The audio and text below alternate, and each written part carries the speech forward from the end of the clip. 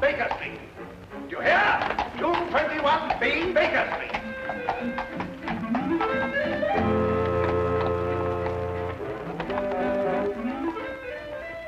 And you're an idiot, too.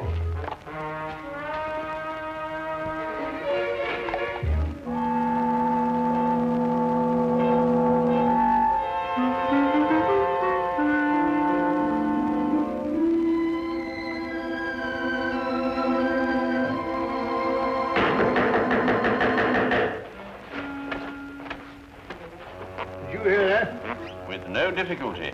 What was it? Well, according to my deductions, I should imagine that someone is at the door. Oh. Well, Watson, won't you see who it is? No, well, I just... All right.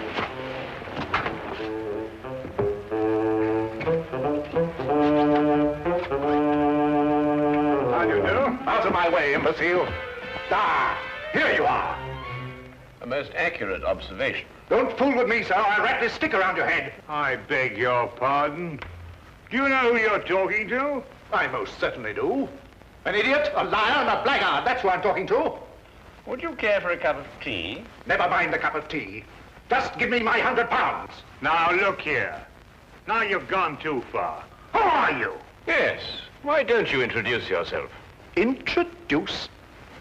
Mr. Holmes, what tomfoolery is this now? You know my name, sir. I wish I were equally informed as to yours. Do you mean to sit there and pretend you don't know who I am? I not only do not know who you are, sir, but I think I prefer it.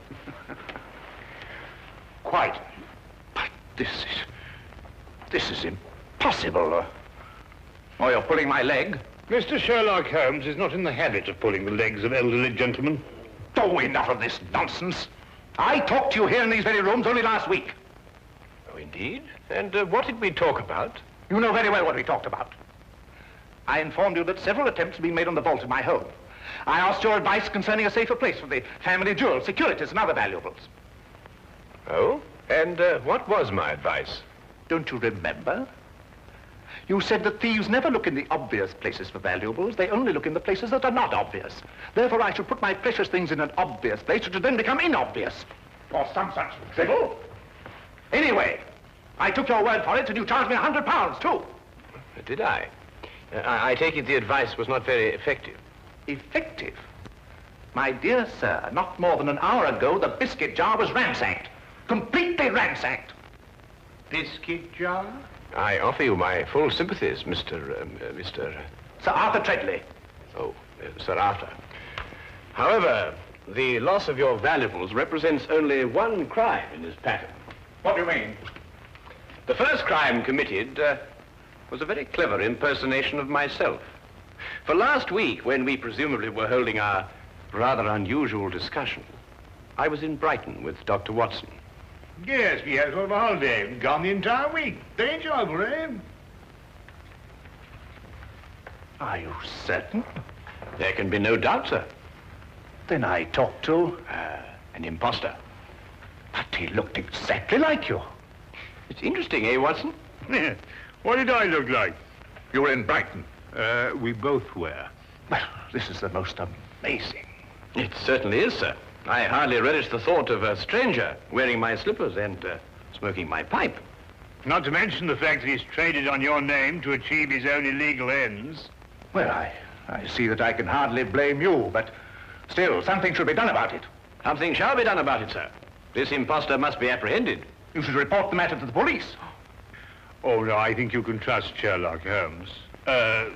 This Sherlock Holmes. Good. Here's my card, sir. Please contact me as soon as you've uncovered the scoundrel. I should very much like to meet him face to face. Exactly my wish, sir. Good day, then, gentlemen.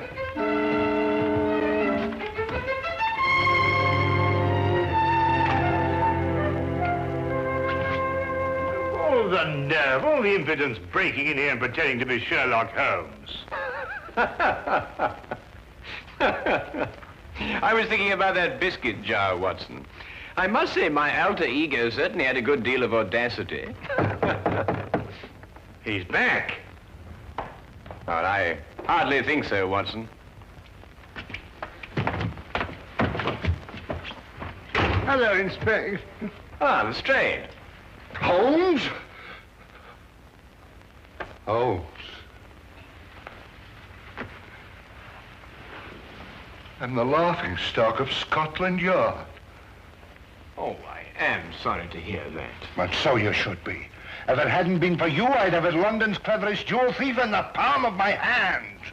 Ah, also London's cleverest impersonator, no doubt. Huh? I assume that you are under the impression that I visited you last week and offered you some unsolicited advice, shall we say? Of course I'm under the impression that... What do you mean, impression? Well, I'm sorry to disillusion you, Lestrade, but you see, Dr. Watson and I were not in London last week. A gentleman bearing an uncanny resemblance to myself has duped you. I don't believe it.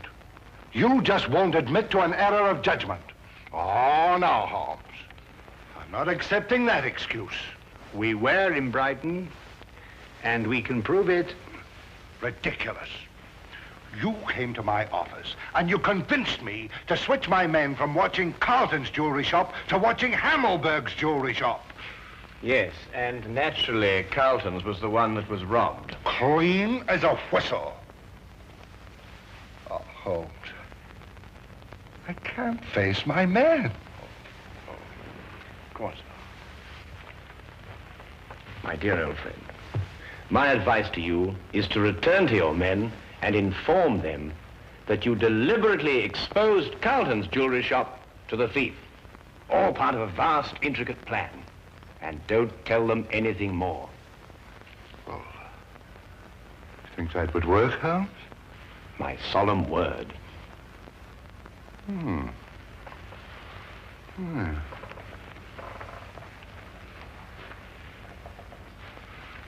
I'll do that, Holmes.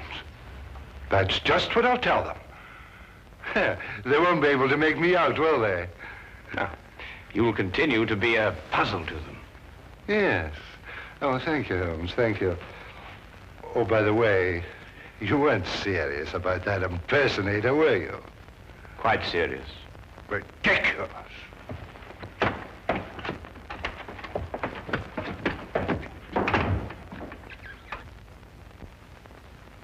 Holmes, this is getting worse and worse every minute. I dread to hear another knock on the door. Well, I think our man was busy enough for 1 week, don't you, Watson? Well, I hope so. Well, what are we going to do now? Well, to catch an impersonator, it may be necessary to bait the trap with a piece of imitation cheese. What? I say, Holmes, must we continue with this ridiculous act? Absolutely essential. Well, I don't feel very dignified. Dignity is not the issue, Watson. It is justice and revenge. How long do we go on for? Well, until the right man calls on us. Look here, we've already seen dozens of diplomats and reporters. Are you sure none of them was the right man? Quite sure, Watson. But I have every confidence our man will call on us before very long. Sooner or later, he must see for himself the fabulous Maharaja of Gandor.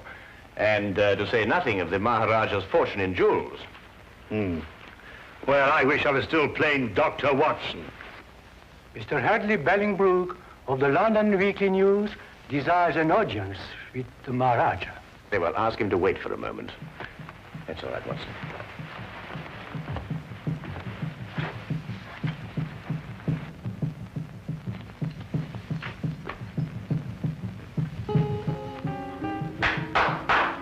Show Mr. Bellingbrook in.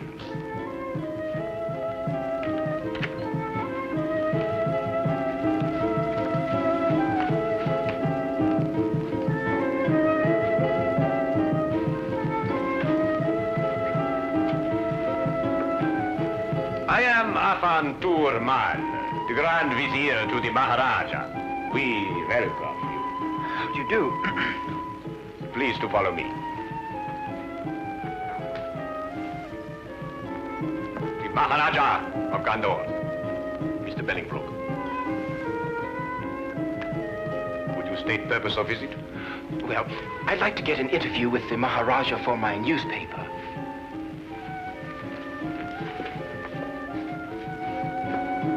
Pundri Hai, Iskla, Garibalahira. We grant interview. First question, please. Well, actually, I wanted to do what we in London call a feature story. Naturally, I know that every newspaper has already covered the fact that the Maharaja is honoring us with a visit. I thought, therefore, that we might have, well, just sort of an informal chat. Very interesting, very interesting. We grant an informal chat. Thank you. Your Highness, the population of London has heard a great deal about your jewels. I wonder, would you tell me what their value is? You may say for publication that the Maharaja's jewels are worth well in excess of £500,000. I see. And would the Maharaja consent to reveal to us just how he protects such a vast fortune?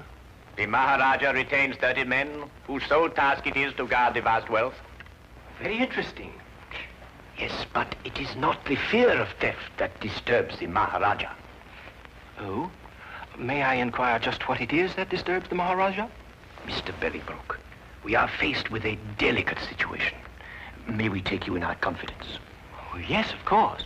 Well, the truth is that the Maharaja's daughter is in love with a young Englishman. I had no idea. It is all too true, but we are plagued with doubts. Doubts? Yes. We would like to know if the young man is sincere in his affections, or, as you might term it, is he a fortune hunter? So you see, to most men, £500,000 is a fortune. That is a serious problem. Indeed, we would ask you in the greatest confidence if you could recommend to us a private individual who could carry out some discreet investigations into the young man's background and motives, huh? Have you not heard of Sherlock Holmes? Sherlock Holmes? No. The name falls strangely on our ears. I assure you, sir, the man is a master in matters of this nature. Then perhaps he is the one we seek. I'm sure he would be delighted to assist you.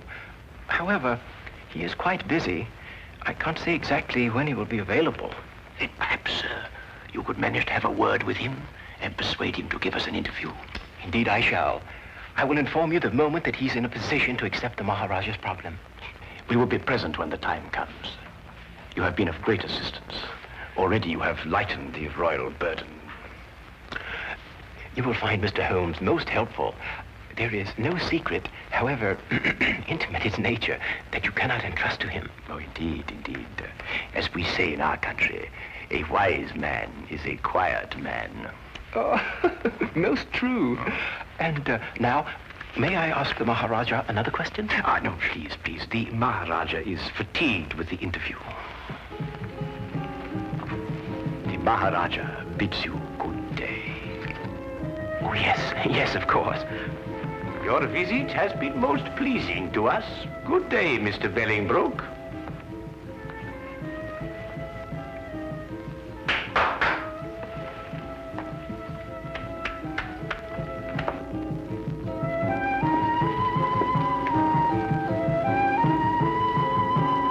May I speak now?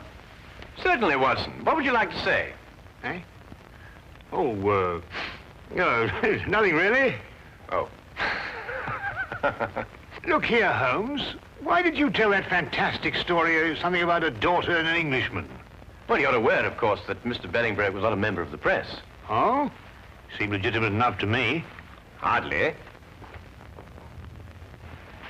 You see, there were no signs of the true journalist about him. The seat of his trouser was not shiny from constant application to a chair, nor were the elbows of his coat shiny from constant application to a desk. Yeah? His spectacles were mere props being made of plain glass. Plain glass? Good Lord, how did you determine that? Well, Mr. Bellingbroke is nearsighted. It was quite evident from the manner in which he took those notes that the glasses were no use to him whatsoever. Oh, I see. All right, then, granted Bellingbroke isn't Bellingbroke. Well, who is he? I mean, he doesn't look very like you, does he? Well, that's true, Watson. I think we shall learn more about our mysterious friend when he arranges that interview for me with Sherlock Holmes. Yes, I believe he resides at 221B Baker Street. A charming man, too, from what they say.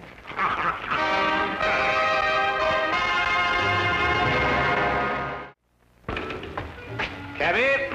I say, Holmes, you did say we were just going through the motions of leaving the city. Yes, correct. But, well, hey, where are we actually going? Well, straight back to our rooms at the hotel, where you will get out of your clothes and resume your instant characterization of the Maharaja of Gandor.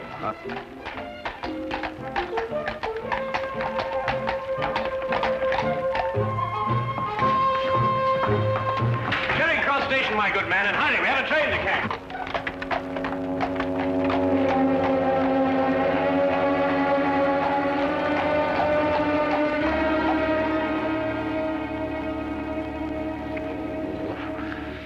I wish they wore bowlers. Yeah, let me help you.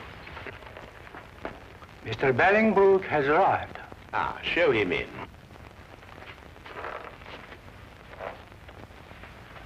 Maharaja. Huh? Ah, Mr. Bolingbroke. We greet you in peace and in hope. I think your hope is justified. Then you bring good tidings? I do. We had a good stroke of luck, and Mr. Holmes waits you this evening. Splendid. 8 o'clock would be most convenient for His Highness. I'm sure that would fit in with Mr. Holmes' schedule. We are most happy, Sahib. By the by, where does this Mr. Holmes reside? The address is 221B Baker Street. Baker Street. Ah, that has something to do with cakes and bread, no doubt. Yes, it is. But it has nothing to do with it in this case. Odd name for a street. But, however, we shall be there at the appointed hour. Good day, Mr. Bolingbroke. Holmes, if this is your idea of a joke, then our friendship is at an end. Not to mention my career with the Yard. I give you my word, Lestrade, I am utterly serious. And what could be fairer than that? I know. It just seems peculiar, this business of sneaking up to your place and arresting Sherlock Holmes. At 8 o'clock tonight. But suppose he isn't there. Suppose we burst in, guns drawn, and find the flat empty. How will I face my man? Rather sheepishly, I should imagine. Look, Lestrade, the impostor is using our flat because he thinks we've left the city. Yes, I know. But it will be a tremendous fillip for you, Lestrade. Your name will be on the lips of every man, woman, and child in London. Every man, woman, and child, eh, Holmes? All right, I'll do it, Holmes. I'll do what you ask. Wilkins? Yes, sir. Have Hennessy and Clybourne report here at 7:30 tonight. Yes, sir. Oh, and you'd better be here, too. Very good, sir. One thing more, Wilkins. If anything goes wrong tonight, you know with whom the responsibility will lie? Well, I hardly like to say so. You're in enough difficulty as it is, sir.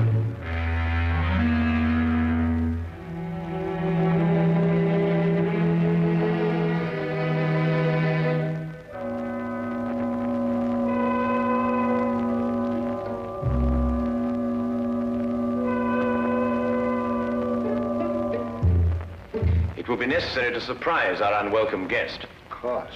I suggest, therefore, that we gather one by one in the hallway of the house. Watson, you stroll by first and then duck in. Right. Next Lestrade, then Wilkins, and finally myself. What about Clybourne and Hennessy? Hennessy, you ought to go around the corner and station yourself at the back of the house. And mind, keep a good lookout. And Clybourne, you remain here and watch the front of the house. Now, is everything understood? Good. Then let's be off.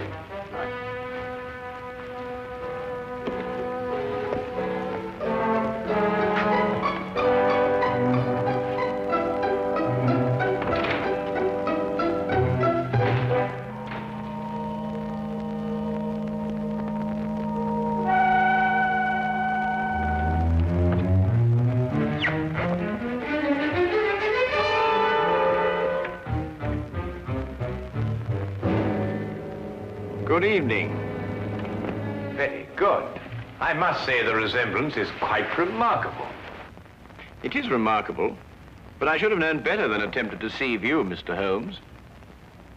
My error. I think you'd better come along quietly. I have no other choice, have I? You quite outnumber me.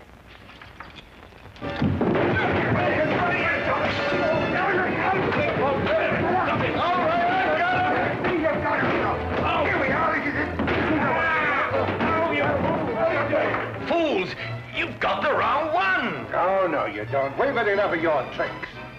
Lestrade, Watson, he's getting away. Let me up. Let you up, give you another chance to escape, more likely. You'll pardon me, gentlemen, but I believe you're sitting on the real Mr. Holmes. What makes you think so, Wilkins? Well, if he's the imposter, where is the real Mr. Holmes? Yes, of course, you idiots. The real Holmes wouldn't run away. There should be two of us. Oh, my goodness, he's right. I'm most terribly sorry, Holmes. No time for all that now, Watson. Please, come on.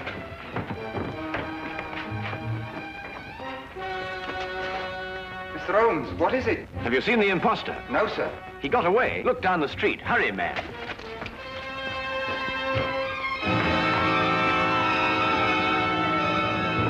Don't move. Cliburn, what are you doing? Why, Mr. Holmes just told me that the imposter... Oh, my goodness. Where did you see him, Cliburn? Right at my post. I don't know which direction he took. Well, he can't have gone very far. Yeah, what's that, Watson? Why, it's Putty. Mr. Holmes, Alfred. how did you get here so quick? Alfred, where was I when you last saw me? Why, down the street quite a way.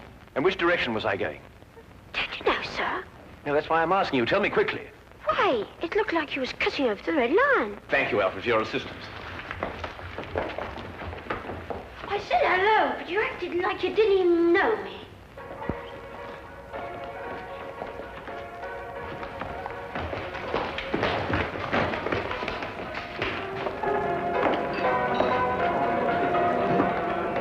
Make yourselves inconspicuous. I'll call you if I need you.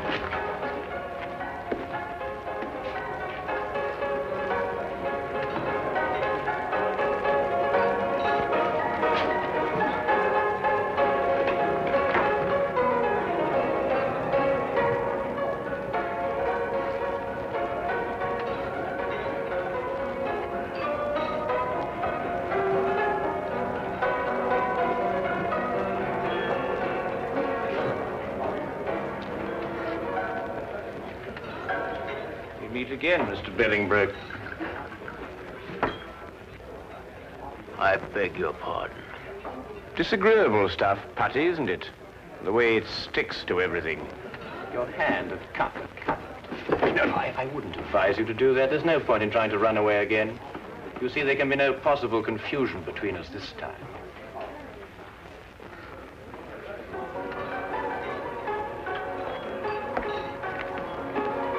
Here he is, Lestrade. But who is this man? Well, it's rather difficult to say. Sometimes he is a certain Mr. Billingbroke, and at others a certain Mr. Sherlock Holmes. But at all times he is a superb master of mimicry and disguise. Holmes, are you positive? I'd hate to make another mistake, you know. Have no fear, Lestrade. You will discover on his person the putty with which he remodels the features of his face. And you may also undoubtedly discover that at one time or another, he was a more than competent actor.